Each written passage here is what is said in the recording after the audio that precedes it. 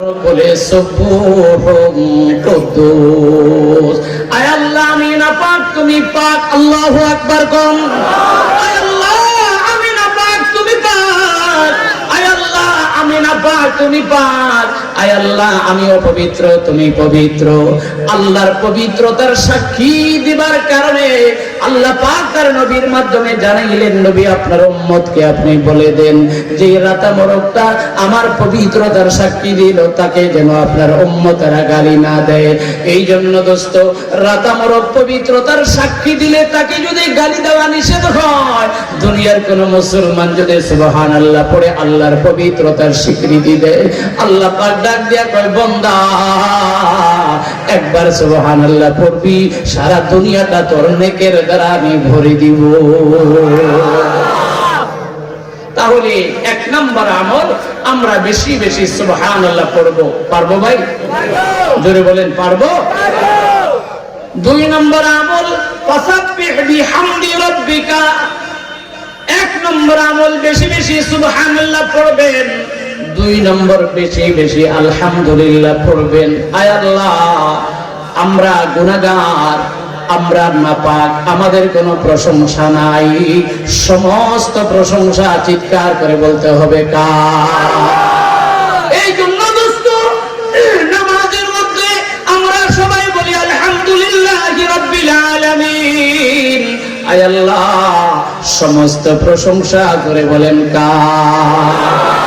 এই নামাজের মধ্যে এই কথা বলার পরে নামাজের বাইরে এসে আমার নেতার চরিত্র ফুলের মতো পবিত্র, নেতার প্রশংসা, নেত্রীর প্রশংসা, দলের প্রশংসা, ব্যক্তির প্রশংসা, চিজ আসবাবের প্রশংসা করতে করতে আমার জবানটা নাপাক হয়ে যায় রে দোস্ত। অথচ নামাজের মধ্যে বললাম আলহামদুলিল্লাহি রাব্বিল আলামিন। বলেন সমস্ত প্রশংসা উচ্চ আওয়াজে বলতে হবে কার? আপনারা কি নামাজে এটা পড়েন? আমরা কি পড়ি না ভাই? কি পড়ি? আলহামদুলিল্লাহি রাব্বিল আলামিন।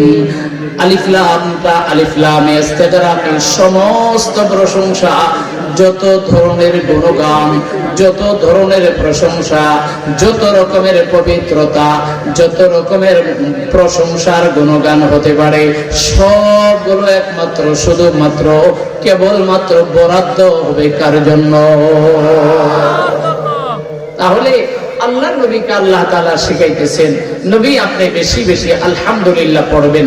ও দোস্ত, এজন্য হাদিসের কিতাবের ভিতরে বাবুত তাসবিহি ওয়াত তাহলিল এই অধ্যায়ের ভিতরে আসছে, রহমতে দো আলম বলেন আমার যে উম্মত সকাল বেলা পড়বে সুবহানাল্লাহি ওয়া বিহামদিহি, সুবহানাল্লাহি ওয়া বিহামদিহি, সুবহানাল্লাহি ওয়া বিহামদিহি, সুবহানাল্লাহি ওয়া বিহামদিহি, 100 বার যে লোকটা পড়বে আল্লাহর জমিনে ওই লোকের চাইতে বেশি আমল করনেওয়ালা ওই দিন আর কেউ হবে না। পড়া যাবে? জোরে বলেন পড়া যাবে? কে কে পড়তে পারবেন একটু হাত উঠান থেকে। নারে তাকবীর। আল্লাহ আপনি আমাদেরকে আমল করার তৌফিক দান করেন, বলেন আমিন। সুবহানাল্লাহি ওয়া বিহামদিহি।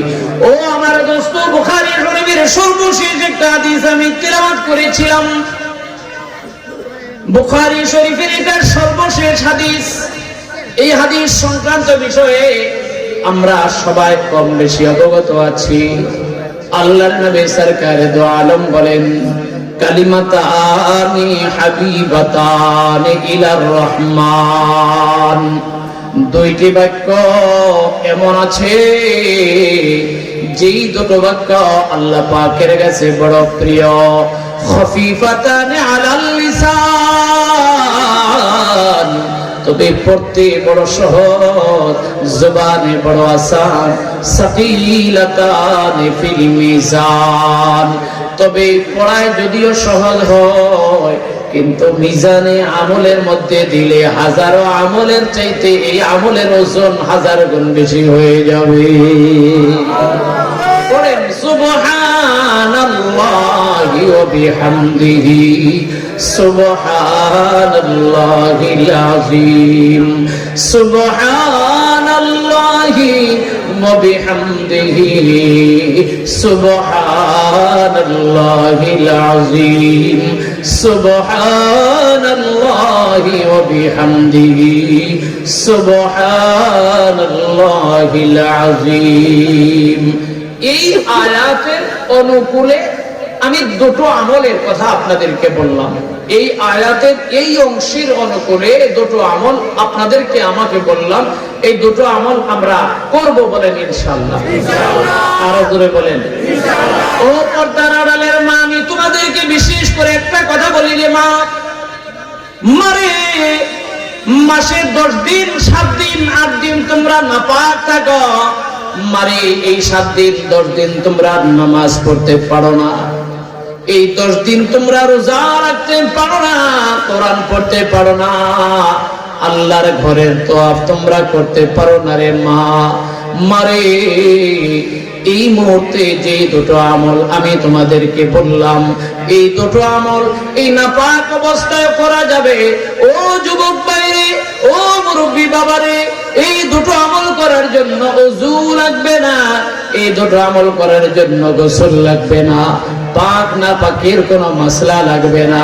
হাঁটা অবস্থায় পড়া যাবে, চলা অবস্থায় পড়া যাবে, দাঁড়ানো অবস্থায় পড়া যাবে, বসা অবস্থায় পড়া যাবে, শোয়া অবস্থায় পড়া যাবে, দোকানে থাকা অবস্থায় পড়া যাবে, অফিসে থাকা অবস্থায় পড়া যাবে। একমাত্র টয়লেটে গিয়া, বাথরুমে গিয়া, পেশাব আর পায়খানায় গিয়া পড়বা না রে মা। আর বাদ বাকি সময়টা পড়বা সুবহানাল্লাহি ওয়া বিহামদিহি সুবহানাল্লাহিল আযীম। আমল তাহলে কয়টা বললাম? কয়টা? একটা আমল হলো সুবহানাল্লাহি ওয়া বিহামদি, শুধু এতটুকু। কতবার? 100 বার। আর আরেকটা আমল হলো সুবহানাল্লাহি ওয়া বিহামদিহি সুবহানাল্লাহিল আযীম। এটা যতবার করতে পারেন, 50 বার পড়লে 50 বার, 100 বার পারলে 100 বার। এই দুইটা আমল কি আমরা করতে পারবো? পারবো। 3 নাম্বার, ফাসাব্বিহ বিহামদি রাব্বিকা ওয়াস্তাগফিরহু। আল্লাহর নবীকে আল্লাহ পাক ডাক দিয়ে কয়, এ পয়গম্বর, 3 নম্বর একটা আমল দিলাম, এই আমলটা আপনি বেশি বেশি ইস্তেগফার করবেন। আয় আল্লাহ, আমি আপনার কাছে গুনাহ থেকে মাপ চাই। আল্লাহ, আমি আপনার কাছে মাপ চাই। আল্লাহ, আমি আপনার কাছে মাপ চাই। আল্লাহ, আমি আপনার কাছে মাপ চাই। আল্লাহ, আমি আপনার কাছে মাপ চাই। আল্লাহ, তোমার কাছে আমি ক্ষমা চাই। আল্লাহ, তোমার কাছে আমি ক্ষমা চাই। আস্তাগফিরুল্লাহ রাব্বি, আস্তাগফিরুল্লাহ রাব্বি, আস্তাগফিরুল্লাহ রাব্বি। এই দোস্ত, এই 3টা আমল যে করবে রে ভাই, আল্লাহর মেহেরবানি, মরার সময় ঈমানের সঙ্গে তার মরণ হবে। জোরে বলেন আমিন। 3 নম্বর আমল। 3 নম্বর আমল কি বললাম? আস্তাগফিরুল্লাহ রাব্বি। বলেন কি? আস্তাগফিরুল্লাহ রাব্বি। ও চাঁদপুরের মুসলমান, এবার তোমাদেরকে আমি জিজ্ঞাসা করি, আমার নবীকে আল্লাহ যে বললেন, আল্লাহ তোমার কাছে আমি মাপ চাই, আল্লাহর নবীর কি কোনো গুনাহ আসেনি? জোরে বলতে হবে। যদি চুপ করে থাকেন রে দোস্ত, কারণ আমাদের সমাজে কিছু লোক আছে মুসলমান নামের ধোঁকাবাজ, যারা নবীদেরকে গুনাহগার বলে, নবীদের দোষ চর্চা করে। জোরে বলেন ঠিক কিনা? আহলুস সুন্নাত ওয়াল জামাতের আকীদা, নবীরা নিষ্পাপ, নবীদের কোনো গুনাহ নাই। ও দোস্ত, সূরা ফাতাহের মধ্যে আল্লাহ পাক বলেন, ইন্না ফাতাহনা লাকা ফাতহাম মুবিনা লিয়াগফিরা লাকাল্লাহু মা তাকদ্দামা মিন যামবিকা ওয়া মা তাআখার। এ নবী, অতীতেও আপনার কোনো গুনাহ নাই, বর্তমানেও আপনার কোনো গুনাহ নাই, ভবিষ্যতেও আপনার কোনো গুনাহ নাই। চিল্লে বলেন সুবহানাল্লাহ। আমার নবীর আমলনামায় কোনো গুনাহ আছে? আছে? এরপরে আল্লাহর নবী ডাক দিয়ে কই, আমি প্রতিদিন আল্লাহ পাকের কাছে 100 বার তওবা করি, 70 বার তওবা করি। আল্লাহ পাকের কাছে আমি 70 বার আল্লাহ পাকের কাছে আমি মাপ চাই। 70 বার কোন বর্ণনায় আসছে 100 বার। আল্লাহর নবী প্রতিদিন 100 বার বা 70 বার তওবা করেন। আল্লাহর নবী যদি বেগুনাহ হইয়া, আল্লাহর নবী মাসুম হইয়া, আল্লাহর নবী নিষ্পাপ হইয়া যদি দৈনিক 70 বার থেকে 100 বার ইস্তেগফার করতে পারেন, ও দোস্ত, আমাদের তো গুনাহ নাই, আমাদের তো কোনো গুনাহ নাই। কি কোন কথা কম নাকি? চাঁদপুর মানুষ সবগুলি মনে হয় ফেরেশতা, মাত্র আকাশ থেকে নেমে আইছে। গুনাহ আছে? আছে? আরে কি আছে? কোন গুনাহ আছে কইলে শুধু হয়? আমাদের 24 ঘন্টার ভিতরে 48 ঘন্টায় গুনার ভিতরে আছি। শুধু এই যে মাহফিলে বসে রয়েছেন না, আমার মনে হয় শুধু এই সময়টা আমার বয়ান শুনতেছেন, হয়তো গুনাহ হচ্ছে না। নামাজের ভিতরে দাঁড়ায়ও নামাজ পড়তেছে, দোকানের হিসাব করতে আছে। নামাজের ভিতরে দাঁড়ায়ও একজনের প্রেম করে প্রেমিকার চিন্তা করতে আছে। নামাজের ভিতরে দাঁড়াইয়াও কোন সময় বউর কাছে যাইব এই চিন্তা করতে আছে। নামাজের ভিতরে দাঁড়াইয়াও দুনিয়ার যত আজে বাজে ফিকির এগুলি করতে আছে। কি আছে না নাই? একমাত্র আমার মনে হয় মাহফিলে যখন আল্লাহর বান্দারা বসে কোরআনের বয়ান যখন শুনে, তাওয়াজ্জু সহকারে শুনে, তখন মনে তার অস্বস্তি আসে না। চিল্লে বলেন আল্লাহু আকবার। এই জন্য আল্লাহ পাক তার নবীকে ডাক দিয়ে কই, নবী ফাসাব্বিহ বিহামদি রাব্বিকা ওয়াস্তাগফিরহু। নবী রে, আমি তোমাকে 3টা আমল দিলাম রে ভাই। বাইরে অমনোযোগী হইস না রে বন্ধু। আমার বয়ান শেষ।